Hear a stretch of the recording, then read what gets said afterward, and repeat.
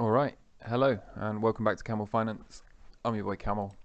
Go ahead and follow us on Twitter, subscribe to the YouTube channel, and let's get into this.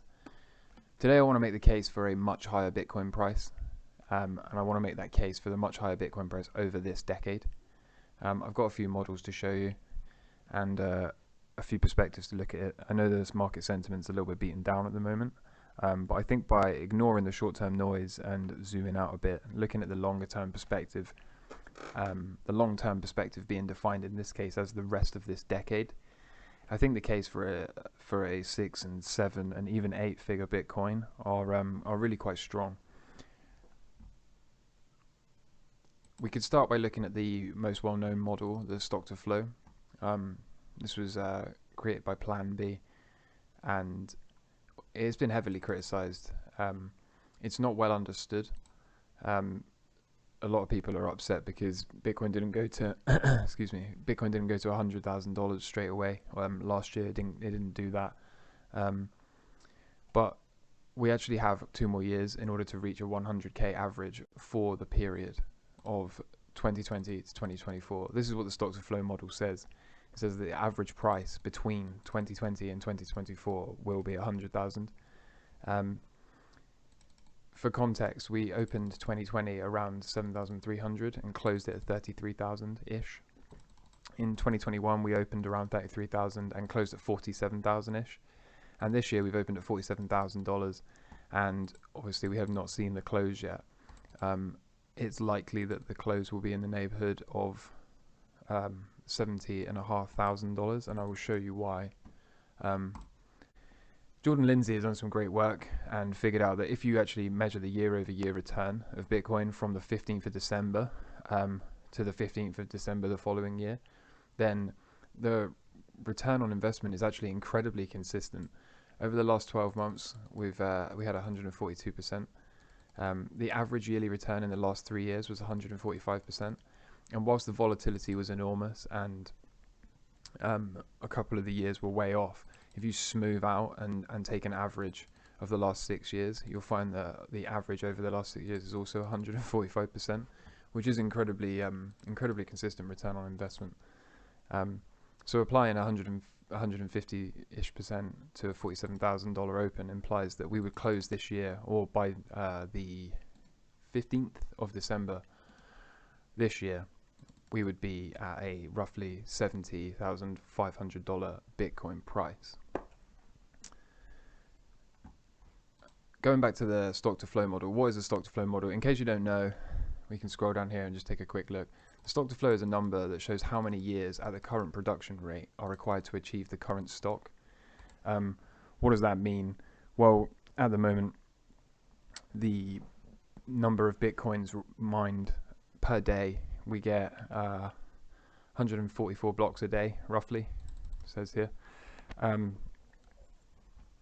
And we get 144 blocks times current block reward is 6.25 Bitcoin. So that is 900 Bitcoin a day. And so it tells you at that rate of 900 Bitcoin a day, it would take X amount of years to mine the entire supply that we have already mined, which is over 19 million of the 21 million total hard cap. So that's what the stock to flow tells you. The major point to make here is Bitcoin will undergo another halving, where this block reward of 6.25 Bitcoin will be halved again. Okay, so as of 2024, once the halving is undergone, then this number becomes 3.125. And the daily rate will be 450 Bitcoin mined. At this point, Bitcoin will become the hardest form of money on the planet and the scarcest asset on the planet as well. As I said earlier, we expect the average price between 2020 and 2024 to be 100k.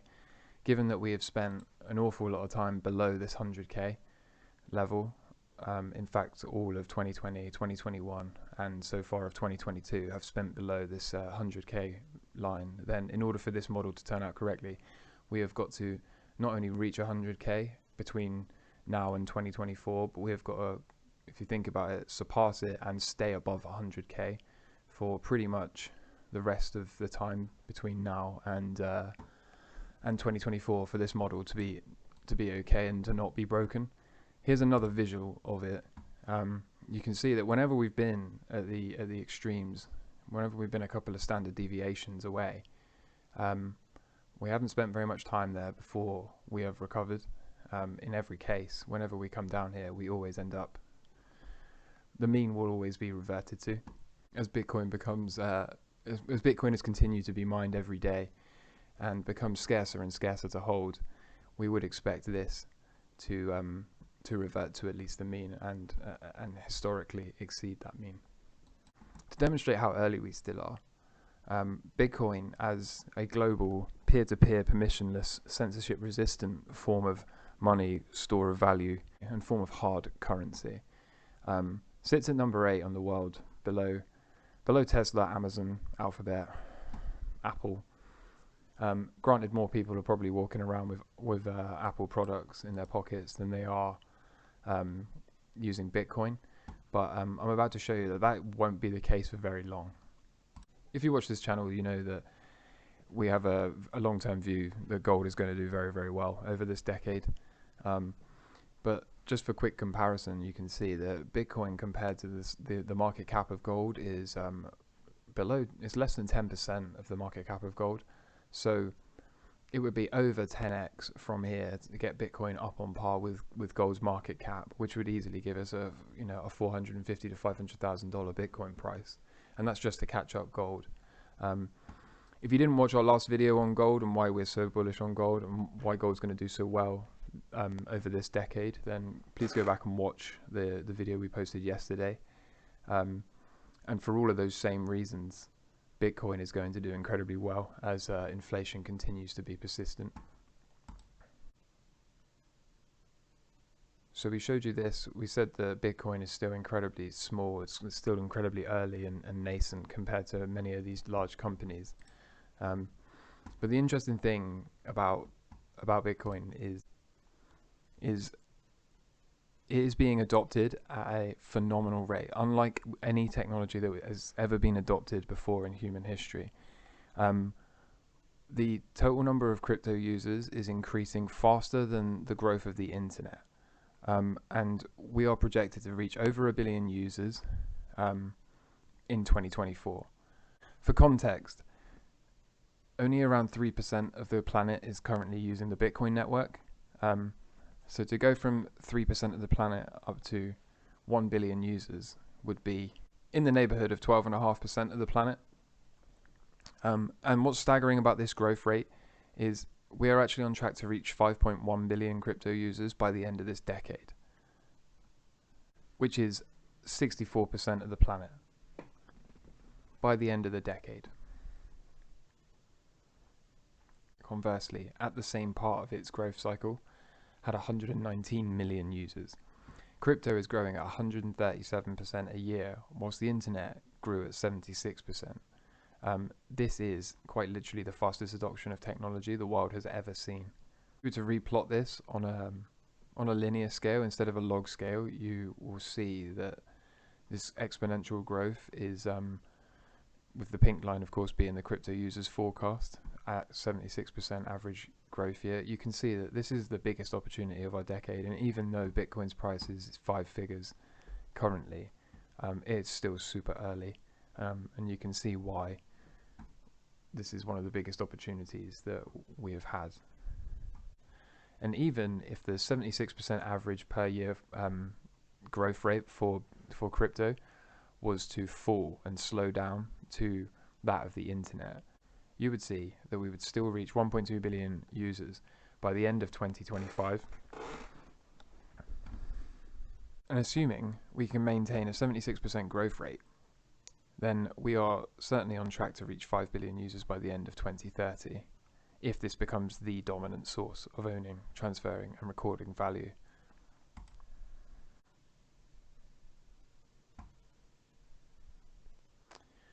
This is one of my favorite ways of looking at Bitcoin, using a log regression channel. And again, by looking at the adoption of Bitcoin and just extrapolating out into this channel, you can see that we're well on track to hit $600,000 by the end of 2024. And that's assuming we remain one standard deviation below this mean.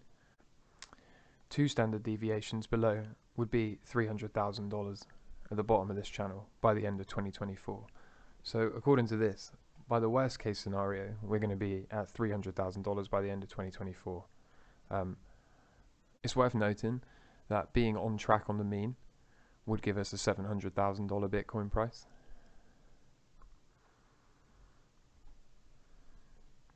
And that is assuming that we are just on trend. That's not factoring in that we could potentially overshoot, as we have done in the past. More of Rao's great work here. This, in 2010, was the Amazon chart. And the reason I'm showing this is because there's something very fascinating about this chart compared with Bitcoin today. This is Bitcoin today. As you can see, these two charts are incredibly similar shape, but it gets more interesting than that, because back in 2010, the macro conditions here were an impending threat of a rate rise cycle, which is exactly what we are faced with today. Today, the Fed has already started to raise rates, and whilst it's our belief that this cannot be continued indefinitely and will almost certainly lead to a reversal of monetary policy and a further QE and printing, for now, the backdrop conditions are eerily similar to Amazon back in 2010. So if we pull up a chart of Amazon,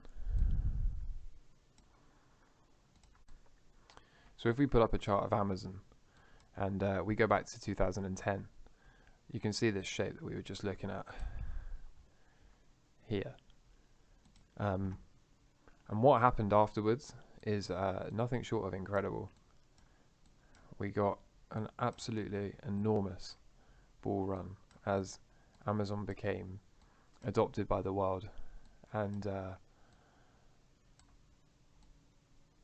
became what it is today, globally adopted, a globally adopted and dominant network. And so there's an enormous case to be made that we may well just be at that point for Bitcoin. Here's what it might look like for Bitcoin.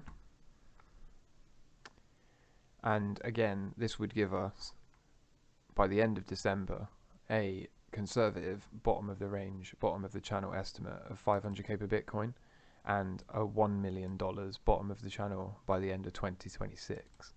This is based off of achieving 5 billion users by the end of the decade.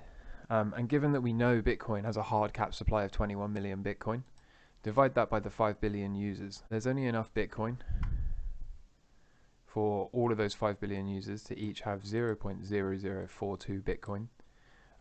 So that speaks to the scarcity of this asset. However, it's worth noting that we can take that 21 million and take away 1 million Bitcoin which are locked forever or gone forever because of Satoshi. And then we can take away another couple of million for the coins that have been lost permanently and are never coming back. So realistically, it's quite feasible to use an 18 million Bitcoin supply. And when you divide that, you get a much more realistic number of 0.0036 Bitcoin each. So if you own more than this already, then pat yourself on the back, congratulations, because you're well ahead of the curve. And so in summary, we've got numerous models here: the stock to flow, the fact we're at the edge of the standard deviations, with 2 standard deviations outside, the fact that Bitcoin has, on average, when you look in the right places, consistently been delivering 150% annualized return, the fact that we're certainly early relative to global adoption of some of these other technologies, the fact that Bitcoin is superior to gold in terms of portability and security and functionality and divisibility, but still only represents less than 10% of its overall market cap. The fact that we are growing as a network faster than any other technology that's ever been adopted by humans ever. The fact that we are on track to reach 1 billion users by the end of 2024. In fact, 1.2 billion users by the end of 2024, 1 billion by mid 2024, and 5.1 billion crypto users by the end of this decade. The fact that Amazon had been through the same thing with a similar backdrop of rate rises and had come out as the most dominant and adopted network also suggests that Bitcoin could well mirror this. And the fact that whilst many people are assuming that the gains have been made from Bitcoin and that Bitcoin is destined to only go lower from here, we here at Camel Finance really like those odds. We really like the idea that this is just getting started, and that 6, 7, and even 8-figure Bitcoin is to come in this decade, especially against the backdrop of being able to hold one of the scarcest assets that cannot be inflated during a time when central banks have done nothing but repeatedly show to the world that they can just continue to print money in sums beyond most people's comprehension. So I hope you enjoyed this. If you found value here, please drop a subscribe, like, comment, let me know what you think. I'd appreciate some feedback. You can follow us on Twitter. I'm your boy Camel. We do this every single day. So take care. Thanks.